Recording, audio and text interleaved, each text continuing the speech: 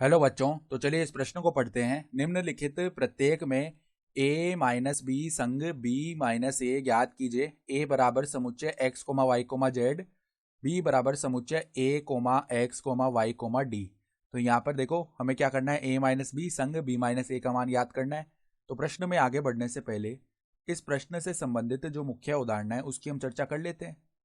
तो देखो मुख्य उदाहरण क्या हो जाएगी।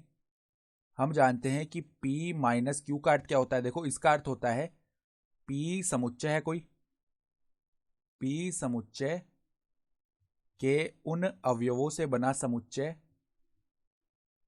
के उन अवयवों से बना समुच्चय जो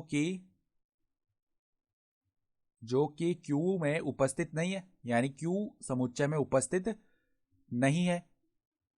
यानी हमें P समुच्चय के उन अवयवों से एक नया समुच्चय बनाना है जो कि Q समुच्चय में उपस्थित नहीं है। ठीक है, केवल वो अवयव लेने हैं। ये होता है P माइनस क्यू का अर्थ। तो अब जरा ध्यान से देखो, A समुच्चय में सवाल में क्या दिया हुआ है, केवल 3 अवयव है इसमें, x comma Y comma Z. और B समुच्चय सवाल में दिया हुआ है, इसमें देखो a comma X comma Y comma D ये अवयव है। तो अगर हम यहाँ से a माइनस बी निकालेंगे ना, तो इसका अर्थ क्या हो गया कि A समुच्चय के उन अवयवों से बना समुच्चय जो कि B में उपस्थित नहीं है। ठीक है, तो A में ऐसे देखो कौन कौन से अवयव हैं जो B में उपस्थित नहीं है। देखो x और y ये तो दोनों B में उपस्थित है, तो केवल z ऐसा अवयव है जो कि B में उपस्थित नहीं है, तो इसमें z आ गया केवल। ठीक है, इसी प्रकार हम B माइनस ए निकालेंगे। इसका अर्थ क्या हो गया कि B समुच्चय के उन अवयवों से बना समुच्चय जो कि A में उपस्थित नहीं है। तो B में देखो x y है, तो A में भी x y है। तो B में देखो a और d है, ये मतलब देखो B में एक्स वाई है तो A में नहीं है ना एक्स वाई, लेकिन B में A और D है और A में A और D नहीं है। तो इसका मतलब इसके अंदर क्या आ जाएगा, A कोमा D आ जाएगा।